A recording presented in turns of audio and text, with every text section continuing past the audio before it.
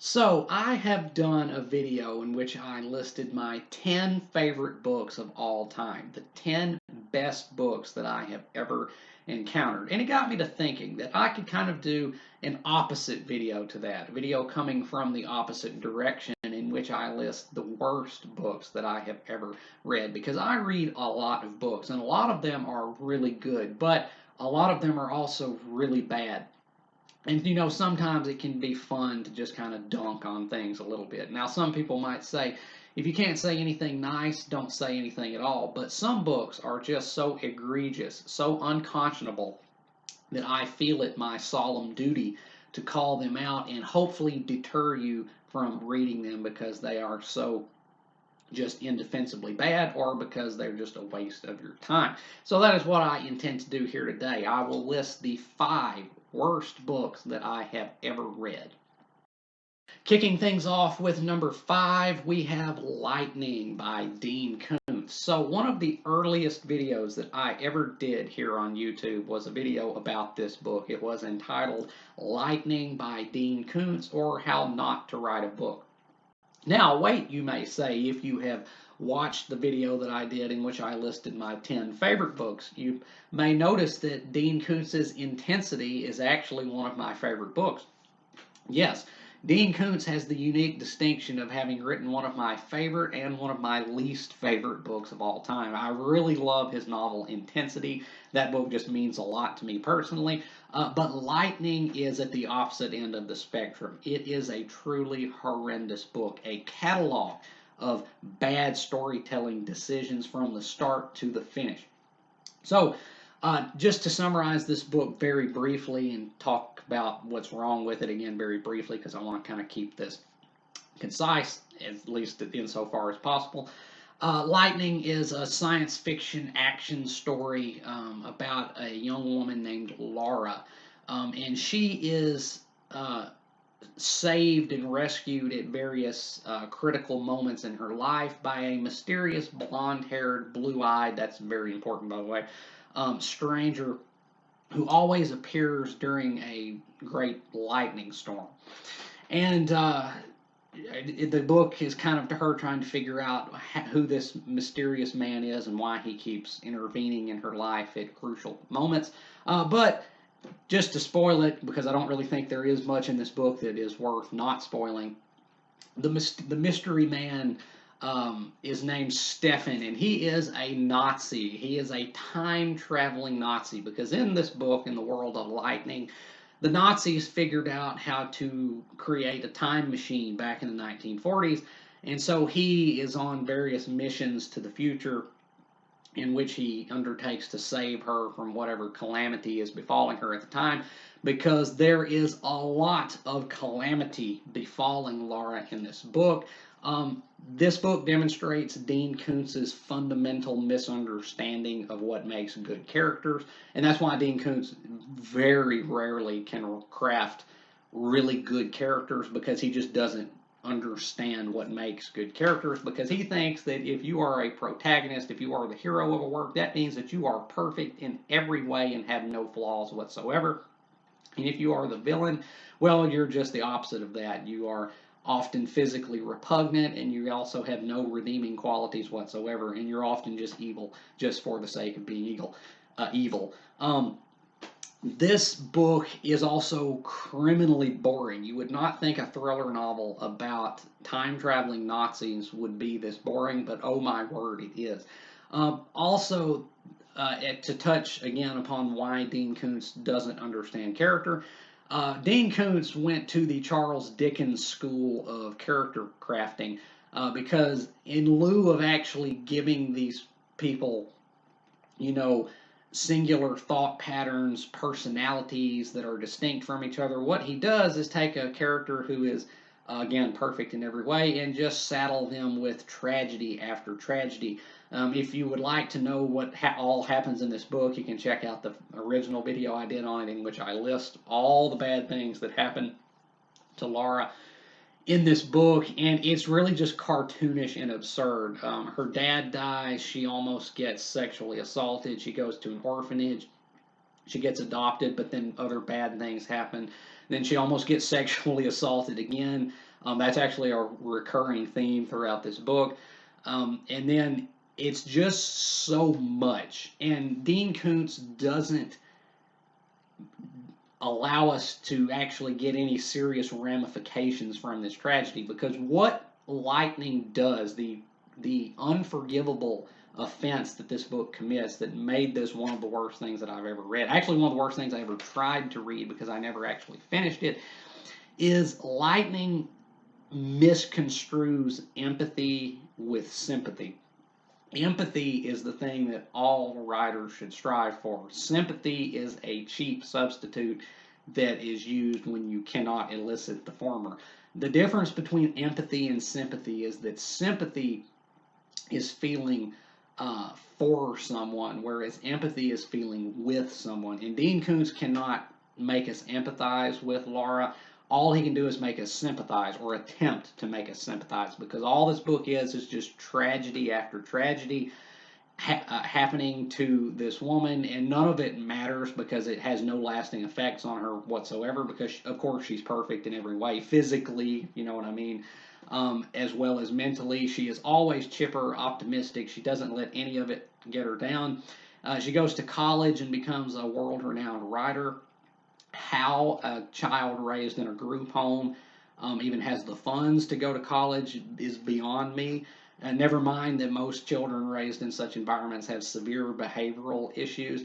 Never mind all that. Who needs realism in a book about time traveling Nazis? Anyway, Laura is perfect. She meets this guy named Dan who is also perfect, and they have a kid who is also perfect in every way.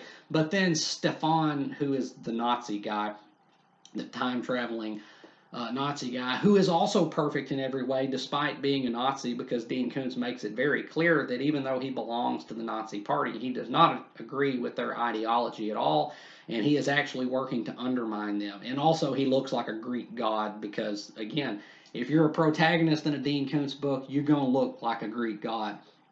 And so, eventually, the Nazis, for whatever reason, are trying to assassinate Laura from the past, and Stefan saves her and whatnot. And then, of course, I knew what was going to happen. Stefan had to end up with Laura at some point in the book. That was the only way that it was going to conclude. I could see that from page one. And so her husband in the book, named Dan, had to be removed from the picture.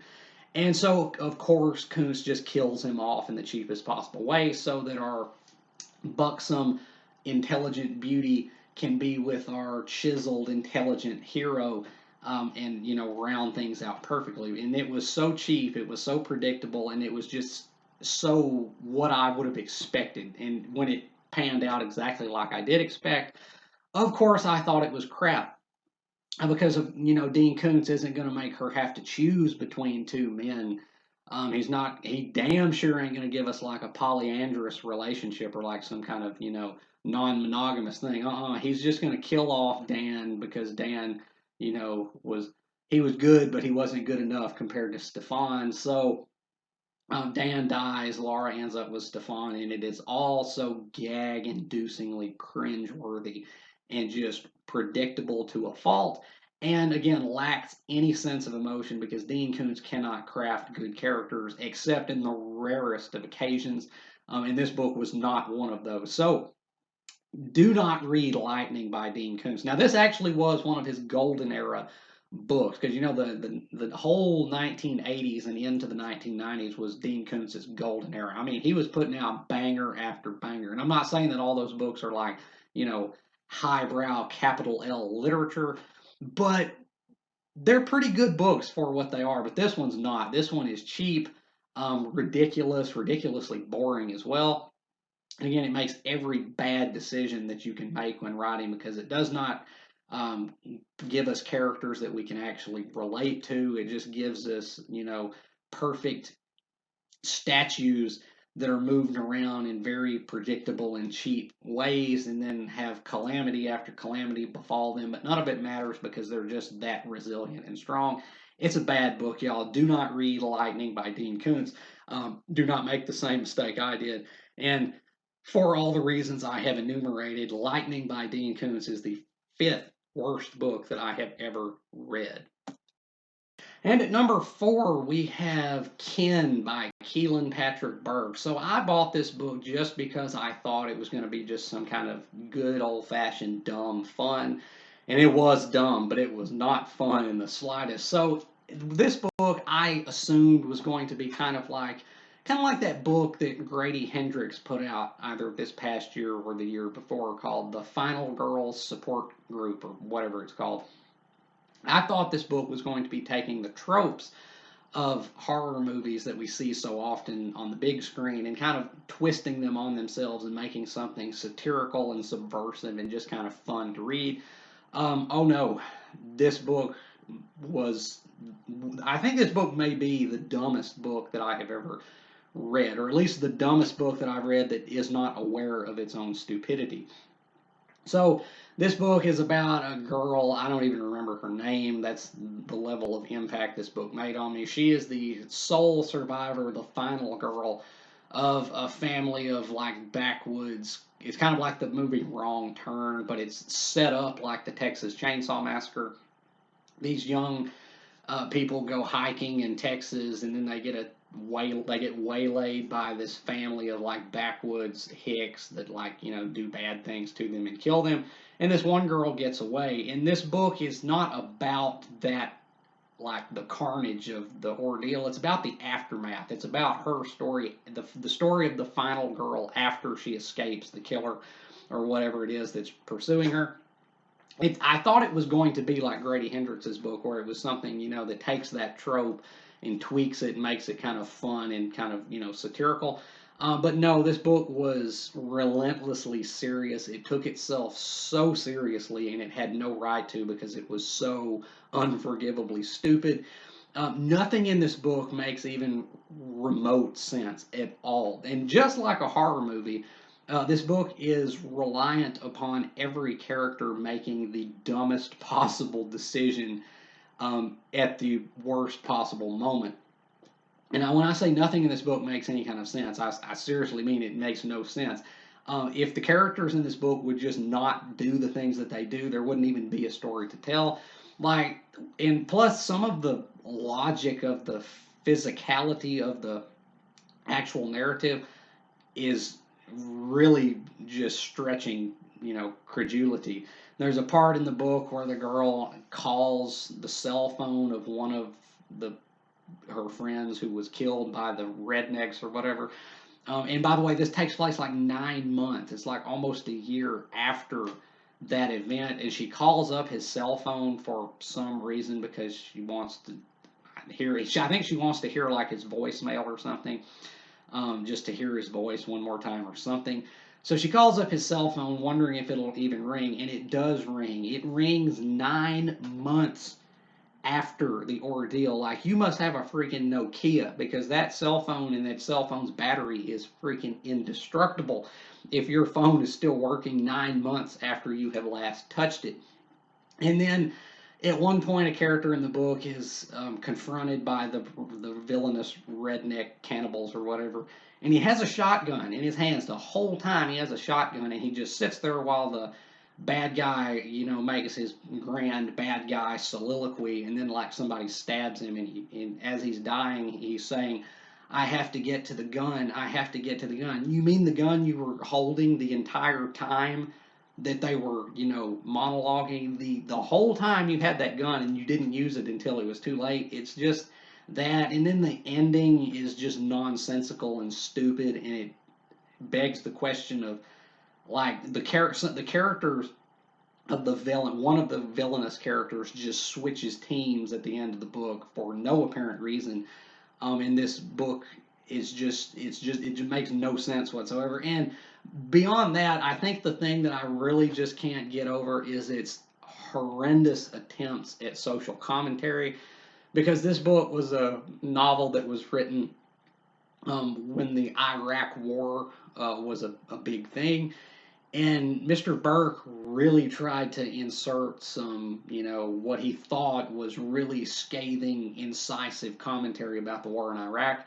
And it's not. Like, there are books, of course, that in which you could have put that and made it hit home and made it, really provoke some thoughts. but this was not that book. And so it's like that movie Birdemic, if you've ever seen that movie Birdemic, which also has Iraq War commentary in it, when the characters are getting attacked by, homicidal avians, and then one character just randomly says, "I'm just so tired of this war in Iraq." It's like that. Like there is no real place for that in this book, but he makes room, and so the characters will just occasionally go off on tangents about how unjustified the war in Iraq is, and it was just cringeworthy. And again, nothing in this book holds up under any kind of logical scrutiny. But the thing that made this book just so unpardonable in my esteem is because it's stupid, but it doesn't know it's stupid. Confucius had a saying that he who is a fool and knows he is a fool is not a great fool. This book does not know that it's a great fool. Because it is. As bad as Richard Lehman was as a writer, because I think Richard Lehman really is the worst writer that I've ever encountered. The one saving grace with Richard Lehman is that he knew he was stupid. Like, he knew the books he was writing were absolute trash, and it leaned into that. So there was at least that slight meta quality where he was like laughing along with us throughout the whole thing. That's the only positive thing you can say about Richard Lehman's books, but this book doesn't even have that. It is mind-bogglingly stupid, and it thinks that it's so smart, and it's just not. And for that reason, Ken by Keelan Patrick Burke is the worst book I've ever read. Probably the stupidest book I've ever read.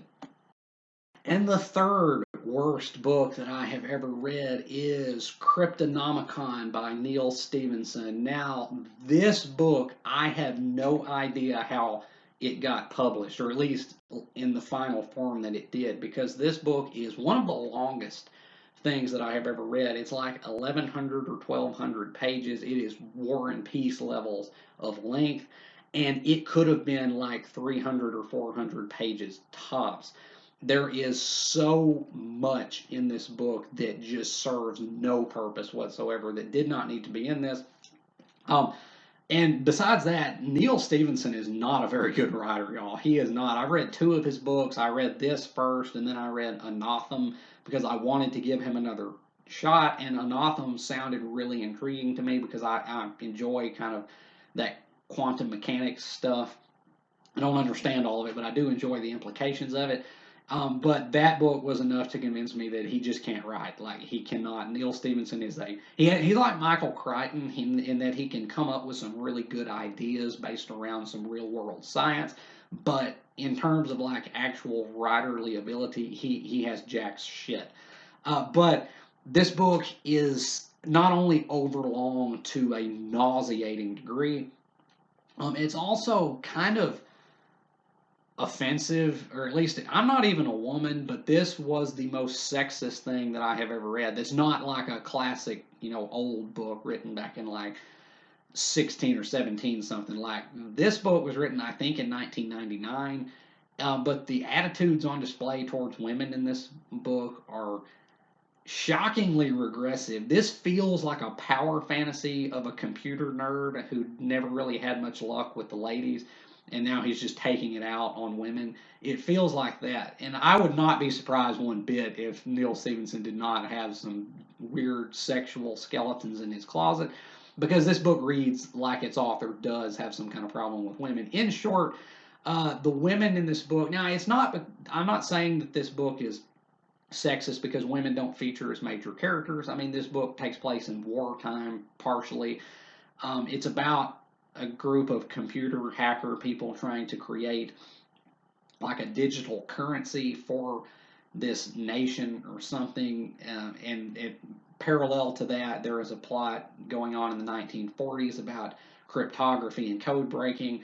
Again, I would say 70% of what's in this book doesn't even need to be in there. But it's not because women don't feature as prominent characters. I mean, they wouldn't historically, but when they do, they're like idiotic, like to the point where you think they're almost like mentally retarded. Like, they don't understand basic math. They have no clue about anything other than like sex, because that's all they're used for in this, is just sex objects. So shamelessly, the women in this book are just used as sex objects. And there's one part in the book, in the World War II section, where this guy, the character named Bobby, he has this romance with this woman named, I think her name is Glory, in the Philippines, and she's like a total dime, and so they bang a lot. But then he has to go away when he is stationed somewhere else, and when he comes back to the Philippines, she has like contracted leprosy, and now she doesn't have a face anymore. Not, that's not even remotely how leprosy works. You're not going to lose all your facial features like your nose and lips in a year's time, but apparently Neal Stephenson thinks that you do.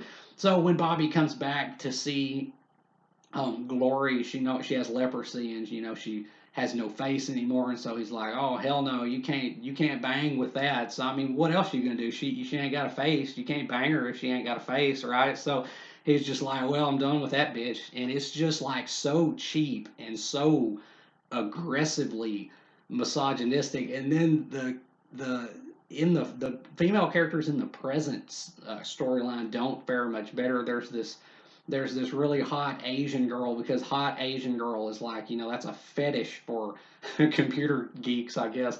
And her character exists solely for the main character in the present day storyline, whose name is Randy, I believe. She exists only to have sex with him, in some of the most unbelievably bad sex scenes that you're likely to read.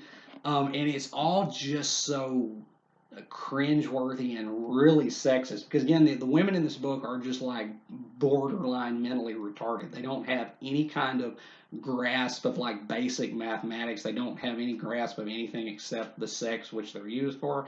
And this book, again, it's so overlong. It is so unbelievably overlong, and the writing in it is so just aggressively plain and just uninspired.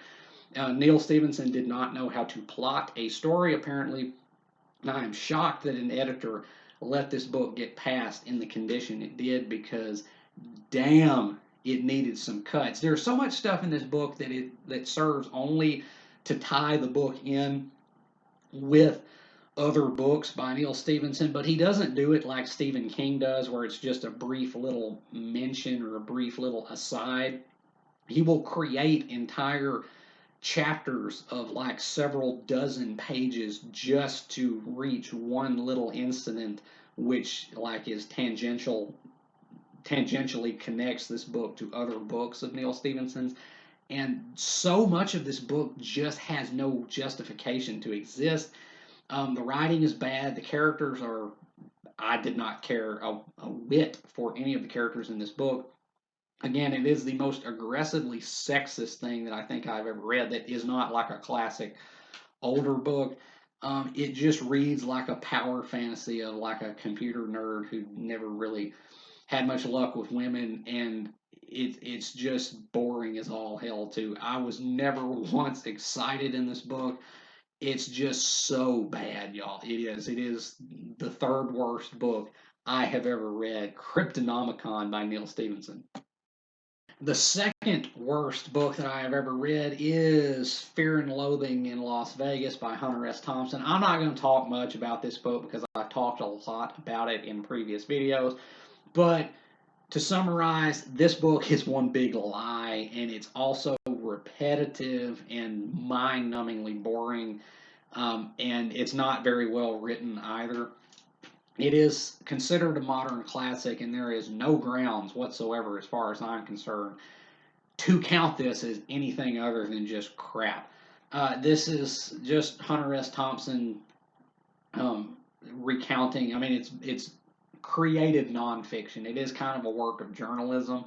And this is where journalism started to decline, I think, because, again, this book is just one big lie. It makes claims that it doesn't even attempt to back up. Like, this whole book is just Hunter S. Thompson and his lawyer friend doing every drug imaginable while in Las Vegas, and tearing up hotel rooms and driving like maniacs, and then doing more drugs, and then doing that over and over again. Again, repetitive as hell. But then at the end of the book, he makes this claim, like the book purports to be an exploration of the American dream and whether you know capitalist America really permits upward class mobility, and whether the American dream is true or whether it's a lie. And however you feel about that, that's up to you. But this book doesn't prove anything. This book does not prove anything because there is no content in this book that actually goes towards backing up any of the claims that it makes. There are no statistics about cost of housing or the salaries that certain careers pay or whether how easy it is to enter into certain careers or any statistics about actual upward mobility or poverty levels. There's nothing in this book that would be necessary to, even kind of make any kind of argument backing up the claims that you're making. Straw manning is one thing. You can read some books where they'll make straw man arguments that you can kind of pick apart. This book doesn't even do that. It doesn't make any kind of argument at all. It's just a long, repetitive drug trip in Las Vegas, and then at the end, he's like, "Yep, we proved it. America's a lie." I'm like, "No, you didn't actually prove anything." Not only is this book just boring as all hell because it's just the same thing repeated endlessly, the writing's not that strong. You will be hard pressed to actually like Hunter S. Thompson in this book. I could not stand Hunter S. Thompson's voice in this book. The complete disconnect between how he views himself, I think, and how he actually appears. Like, this is a book that if I had read it when I was like 15 or 16, I might have really responded to it because I would have been like, yeah, he's a rebel. He's doing drugs. He's sticking it to the man. He don't give a damn what anybody thinks. But now reading this as an adult, I'm just like, Hunter S. Thompson is kind of a sad, pathetic dick that has no respect whatsoever for other people's property, and he just treats the world around him in this book like absolute shit, and then makes baseless claims at the end of the book, like this book is actually some kind of penetrative work of real incisive journalism when it's not. Again, I think journalism has declined in recent years because so much of it is not trustworthy. And this is, I think, the part. This is where you can count where that started happening because this book, it proclaims to be something that it's groundless because it doesn't back it up. I mean, how?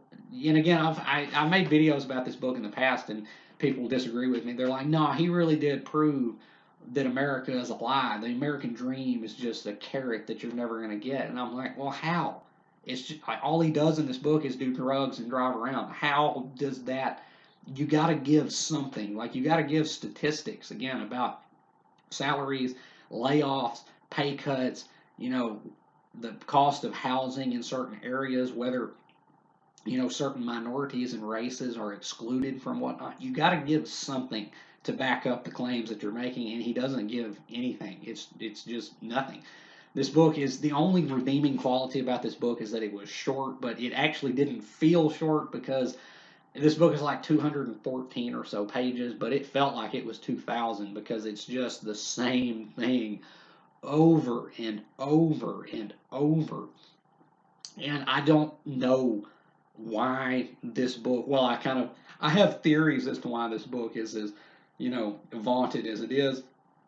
I would say it's because it announces a certain message that a lot of people are quick to agree with, even though it doesn't back it up. And so a lot of people, due to, I think, probably personal political biases, will, put this on a pedestal and say this is a really valuable work. It is not. It is not a valuable work in the slightest. It does not accomplish anything except boredom, and it has that in spades. So for that reason, the second worst book that I have ever read in my life is Fear and Loathing in Las Vegas by Hunter S. Thompson. And the number one worst book that I have ever read, if you have followed my channel for any length of time, you may have been aware of what this was going to be, and that is 2666 or 2666 or 2666 by Roberto Bolaño. This is 800 pages of nothing at all.